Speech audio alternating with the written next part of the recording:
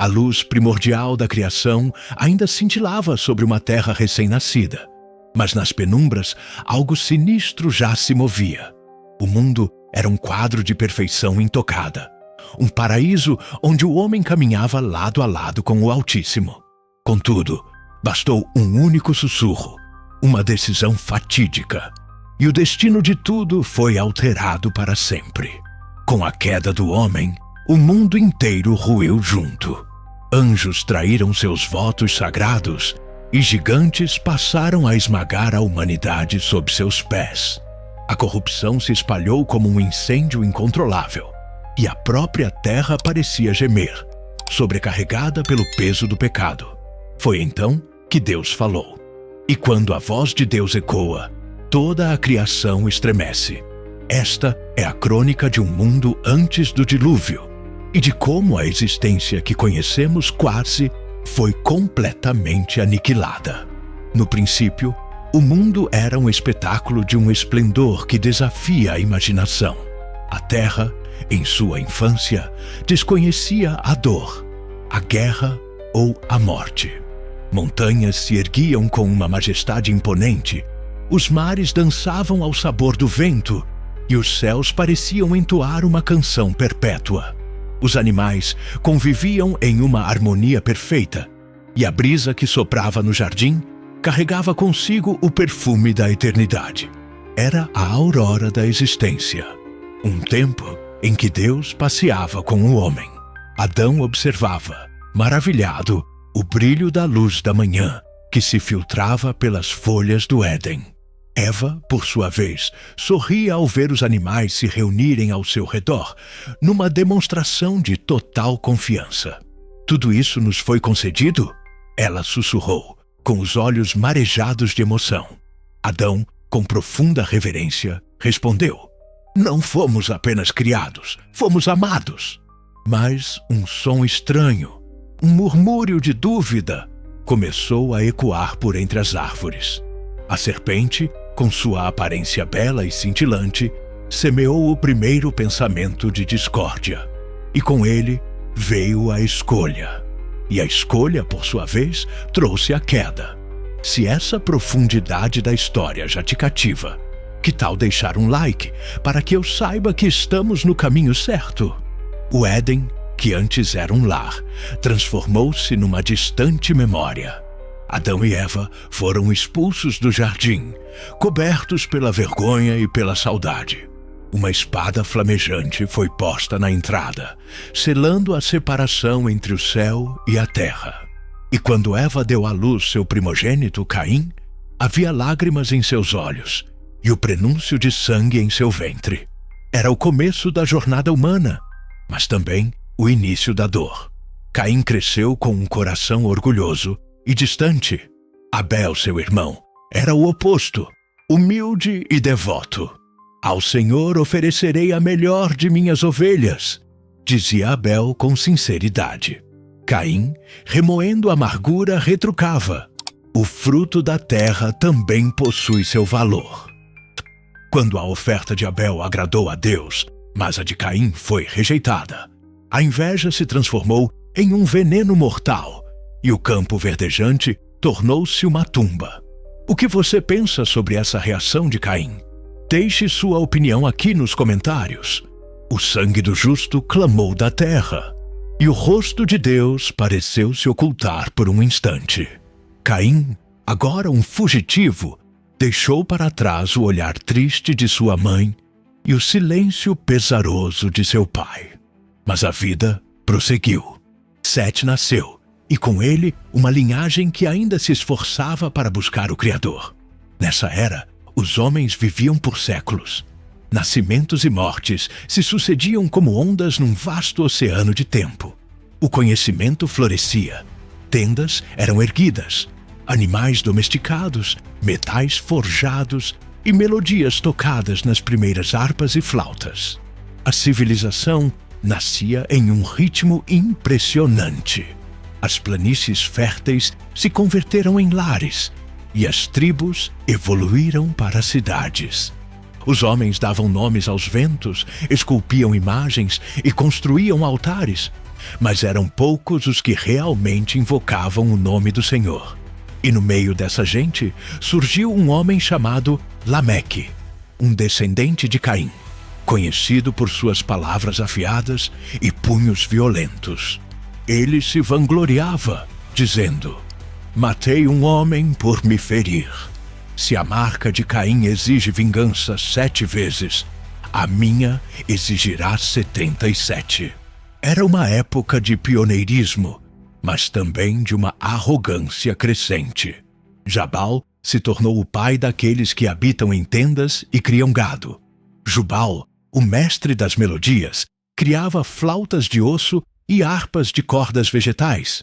E Tubal-Caim, o ferreiro, moldava lanças e espadas com os metais recém-descobertos. A arte e a guerra nasceram praticamente juntas. A beleza e a destruição caminhavam lado a lado. As cidades se expandiam e seus líderes se tornavam reis. Palácios de pedra bruta eram erguidos nos vales. Festas, sacrifícios e altares passaram a dominar o cotidiano. Mas, das alturas, o Senhor observava a distância entre ele e a humanidade aumentar vertiginosamente. A fé cedia lugar ao poder, e a busca pelo divino era substituída pela exaltação do próprio nome. Contudo, nem tudo estava perdido. Nos dias de Enos, neto de Adão, os homens começaram novamente a clamar pelo nome do Senhor. Ainda existia esperança.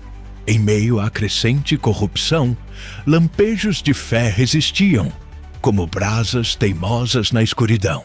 A própria criação, no entanto, já sentia o peso da escolha do homem.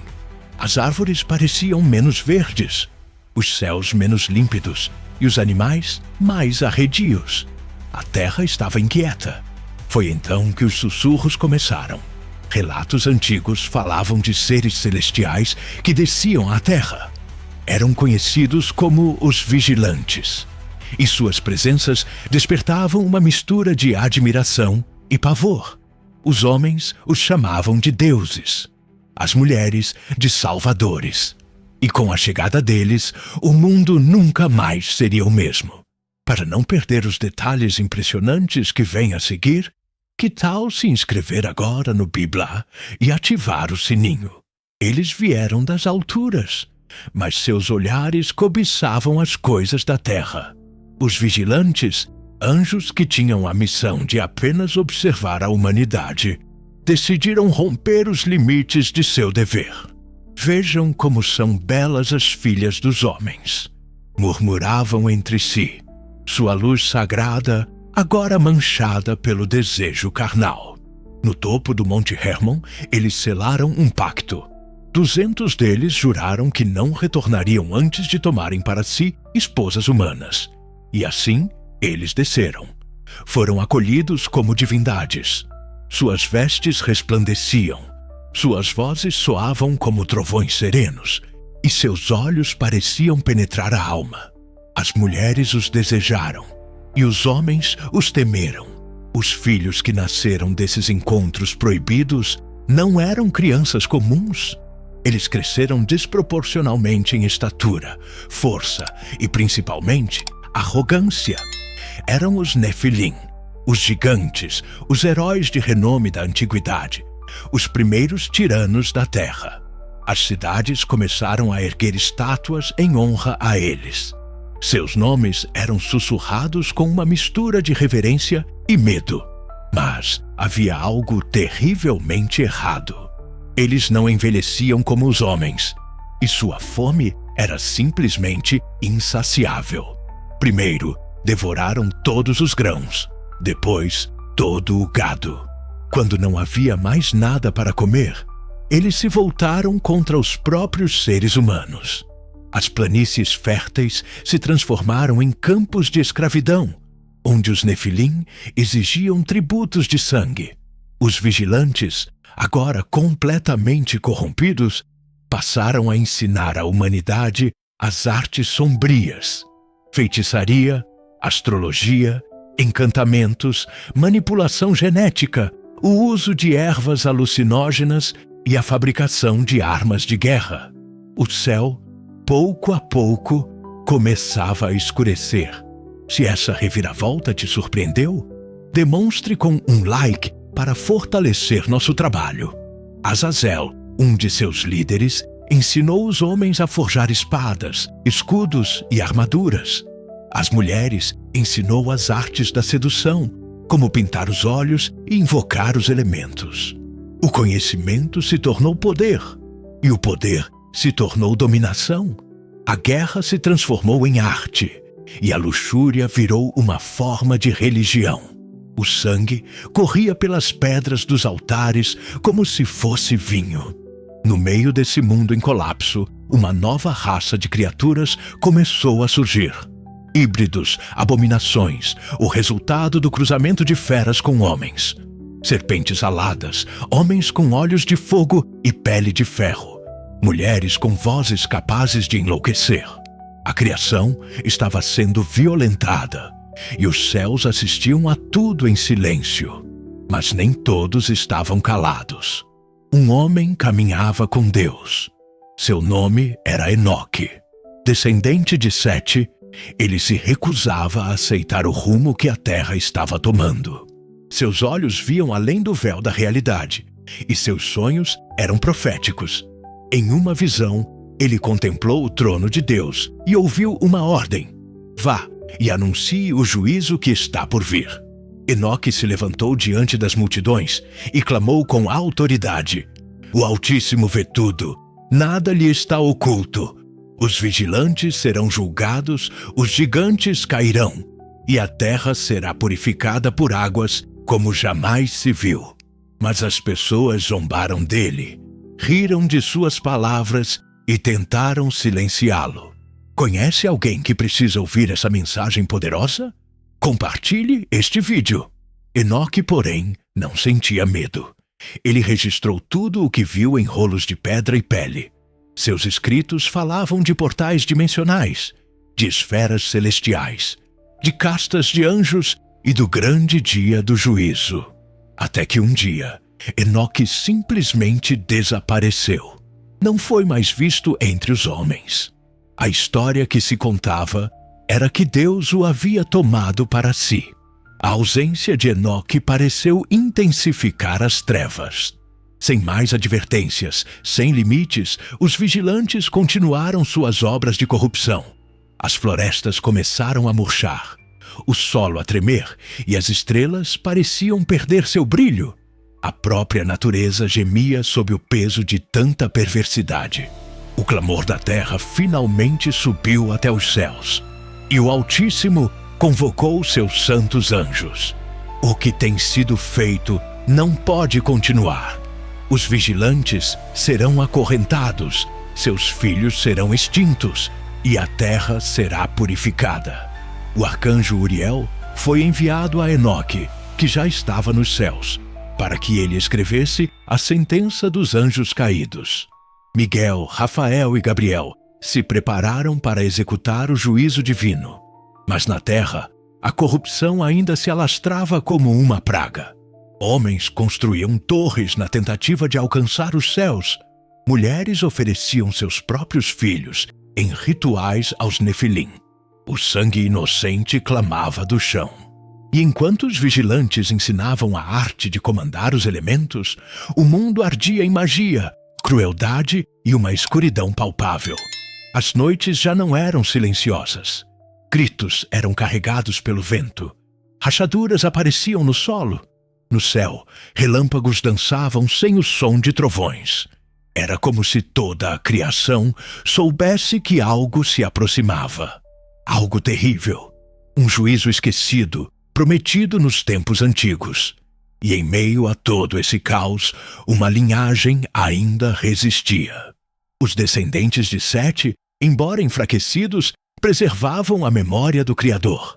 Eles esperavam, oravam e ensinavam a seus filhos que nem tudo estava perdido. Entre eles, havia um homem silencioso, justo e trabalhador. Enquanto os outros se perdiam em orgias e violência, ele caminhava entre as árvores e ouvia a voz do vento. Seu nome era Noé. Noé trabalhava a terra com mãos calejadas e um olhar sereno. Os outros zombavam dele, chamando-o de antiquado, de sonhador. Mas Noé guardava um segredo que não provinha dos homens. Ele ouvia a voz de Deus. Quando caminhava pelos campos, sentia a presença do Altíssimo como uma brisa suave entre as folhas. Seus filhos, Sem, Cam e Jafé, aprenderam com ele a temer ao Senhor, mesmo vivendo na geração mais corrompida que já existiu. Certa noite, o céu pareceu se abrir. A escuridão cintilou em tons que a humanidade jamais havia testemunhado. Uma presença avassaladora envolveu Noé, e uma voz, poderosa como um trovão, falou diretamente ao seu espírito. O fim de toda a carne chegou perante a minha face. A terra está transbordando de violência. Constrói para ti uma arca de madeira de cipreste.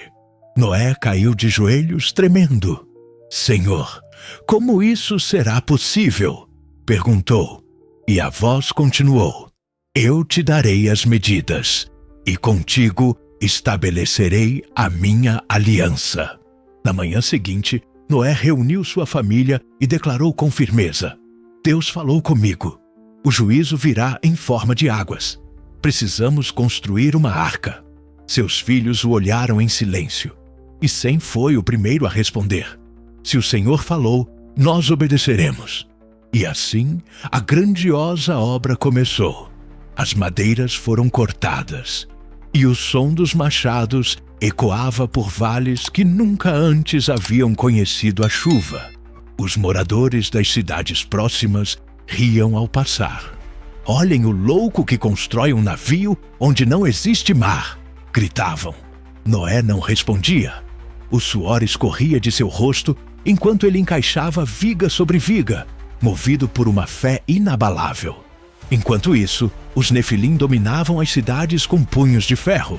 Homens eram forçados a lutar até a morte por pura diversão.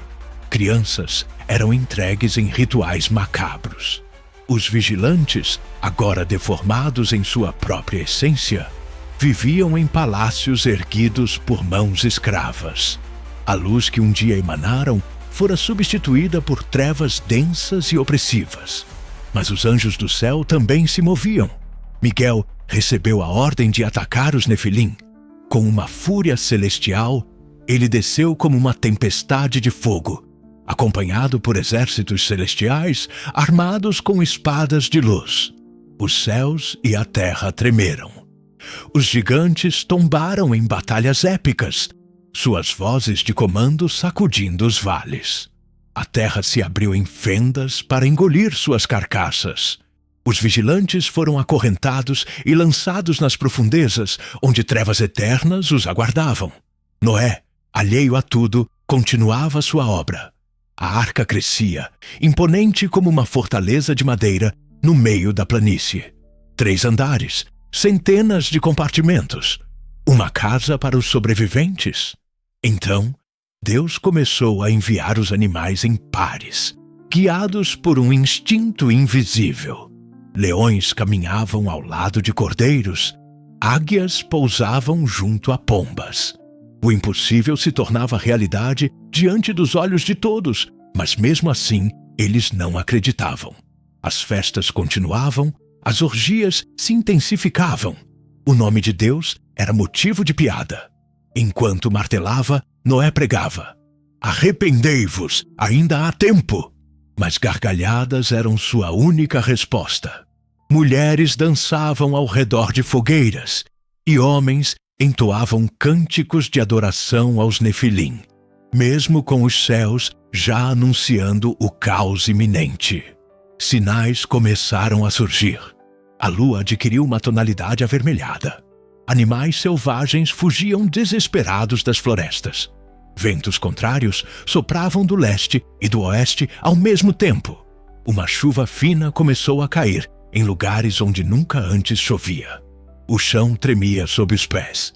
E mesmo assim, o coração humano permanecia endurecido. Então, veio o 7º dia. A arca estava pronta.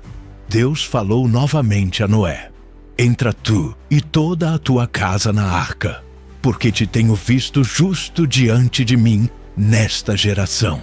Noé, em silêncio solene, reuniu sua família. Um a um, eles entraram na gigantesca embarcação. Por último, ele olhou para o horizonte. Um grito zombeteiro ecoou ao longe. Covarde, venha festejar conosco. Noé respondeu apenas com um olhar de profunda dor. E então, algo sobrenatural aconteceu. A porta da arca se fechou. Sozinha. Um estrondo surdo sacudiu o vale. Os zombadores, por um instante, se calaram. Um pássaro cruzou o céu em um silêncio pesado. Um trovão ribombou, mas ainda não havia chuva. Dentro da arca, Noé e sua família prenderam a respiração. As madeiras rangiam suavemente. Lá fora, um silêncio estranho e pesado pairava no ar. As pessoas voltaram a rir. Mas agora, havia uma ponta de dúvida em seus olhos. Onde está o dilúvio do profeta? Diziam uns aos outros. Mas o céu já não sorria. E os primeiros pingos, pequenos e pesados, tocaram a terra seca. O primeiro pingo caiu sobre a poeira ressecada, quase como um aviso. Depois outro e mais outro. A multidão, antes barulhenta, finalmente se calou. Crianças correram para buscar abrigo. Homens ergueram os rostos para o céu, desconfiados. O vento tornou-se um uivo furioso. As nuvens giravam em padrões assustadores, que lembravam olhos colossais observando o mundo. E então, como se o próprio firmamento tivesse sido rasgado, as comportas do céu se abriram. A água despencou com uma fúria indescritível. Não era uma chuva comum, era uma torrente densa, pesada, que parecia descer com ira. Relâmpagos cortavam os céus como lanças de fogo. A terra tremeu violentamente, e do próprio solo, jorros de água começaram a brotar, rachando o chão em veios profundos. Era como se a própria criação estivesse sendo desfeita. Dentro da arca, Noé orava em silêncio. A estrutura de madeira tremia sob a força das águas, mas permanecia firme. Os animais, agitados, rugiam e urravam em uma sinfonia de desespero. As gotas se transformaram em ondas e as poças em rios caudalosos. As estradas desapareceram. As casas ruíram. As cidades foram engolidas. Fora da arca, o pânico absoluto se instalou. Aqueles que antes zombavam, agora corriam desesperados, buscando um lugar alto. Noé, abra! Deixe-nos entrar! Gritavam, batendo na madeira espessa da arca. Mas a porta havia sido selada pelo próprio Deus. Nenhuma força humana poderia abri-la. Perdoa-nos! Nós acreditamos agora! Suplicavam. Mas já era tarde demais. As águas subiam com uma velocidade implacável. Árvores ancestrais tombavam como galhos frágeis. As torres erguidas em honra aos Nefilim desabavam como se fossem feitas de areia. As montanhas, uma a uma, começaram a desaparecer sob o véu crescente das águas. Os gritos dos homens se misturavam ao rugido da tempestade e ao trovão da fúria divina. Os gigantes, aqueles que outrora foram considerados deuses, tentaram resistir com sua força bruta. Golpeavam as correntes de água, tentando contê-las, mas as águas cobriam absolutamente tudo. Um deles, com a voz embargada pelo desespero, urrou: "Nós somos eternos!" E uma onda gigantesca o engoliu, silenciando sua arrogância para sempre. Os altares dos vigilantes foram arrancados da terra. Suas estátuas ruíram. As inscrições profanas se apagaram. O conhecimento proibido, a luxúria, a feitiçaria, tudo foi submerso. A terra estava sendo lavada com lágrimas e fúria. A justiça de Deus, ignorada por gerações, agora caía como uma avalanche devastadora. Dentro da arca, Noé abraçava sua esposa. Cam segurava firmemente os ombros de Jafé. Sem olhava para o teto, murmurando: "Pai, Deus cumpriu sua palavra." E Noé, com a voz embargada, respondeu: "Sim, meu filho, mas meu coração sangra por eles. Lá fora, o som da destruição era ensurdecedor. Durante 40 dias e 40 noites, as águas não deram trégua. A cada dia, subiam mais alto. A cada noite, a escuridão se tornava mais profunda. Trovões rugiam como feras celestiais e raios cortavam os céus como espadas em guerra. A terra, antes tão viva, agora parecia um corpo em lamento. Não havia mais cidades, nem música, nem festas. Os vigilantes jaziam acorrentados em abismos de trevas. Os Nefilim, no fundo do caos aquático. A humanidade fora reduzida a uma única família. Um remanescente cercado por madeira, fé e esperança. As águas subiram acima das montanhas mais altas. O Ararat, o Sinai, todos os cumes foram engolidos e o mundo, enfim, se calou. Não havia mais gritos, não havia mais guerra. Apenas o som do vento, da chuva e da arca, flutuando em meio ao nada. Lá dentro, os dias se misturavam às noites. Os sons dos animais preenchiam o interior, mas o silêncio entre os humanos era profundo. O tempo parecia ter congelado. Quantos ainda estariam vivos? Perguntou Cam em um sussurro. Noé, com uma lágrima escorrendo pelo rosto, respondeu: nenhum. Na superfície da água, troncos flutuavam, junto a vestes rasgadas e restos de construções. Era o cemitério do mundo antigo. O que antes era um império de orgulho, agora era apenas ruína. As águias não voavam mais, e as feras selvagens jaziam sem vida. O orgulho humano havia afundado. Mas Deus não se esquecera de sua promessa. Acima das nuvens, a luz ainda brilhava. Os anjos olhavam para a arca com reverência. O que havia sobrevivido ali dentro não era apenas carne e osso. Era a semente de um novo começo. Então, as águas começaram a perder sua fúria. O rugido da chuva se transformou em um murmúrio. O trovão soou mais distante. As nuvens começaram a se dissipar. E ao longe, um raio de sol solitário atravessou a névoa. Era o primeiro feixe de luz em muitos dias. A terra, embora submersa, ainda existia. A arca flutuava, solene, como um testemunho entre dois mundos. O mundo antigo fora julgado, e agora um novo tempo nascia sobre as águas. Mas ainda era preciso esperar. O sol ressurgiu, tímido, sobre um mundo silencioso, onde a arca de Noé flutuava como uma guardiã solitária sobre as águas que cobriam toda a terra. Lá dentro, envolto pela penumbra e pelo som constante do mar, Noé se apegava à fé, enquanto os dias se transformavam em meses. Quando a chuva finalmente cessou, o céu se abriu e uma brisa pura e fresca invadiu o interior da arca. Noé soltou um corvo que não retornou. Depois, uma pomba. E foi um simples ramo de oliveira em seu bico que trouxe a mensagem de esperança. Com profunda reverência, Noé agradeceu a Deus. As águas baixaram. Os picos das montanhas emergiram como ilhas. E a arca finalmente repousou sobre o monte Ararat. Então, a voz de Deus soou mais uma vez. Sai da arca, tu e tua família. Sede fecundos e multiplicai-vos sobre a terra. A grande porta se abriu e a luz do sol banhou o interior como uma bênção divina. Os animais saíram, correndo livres pela nova paisagem.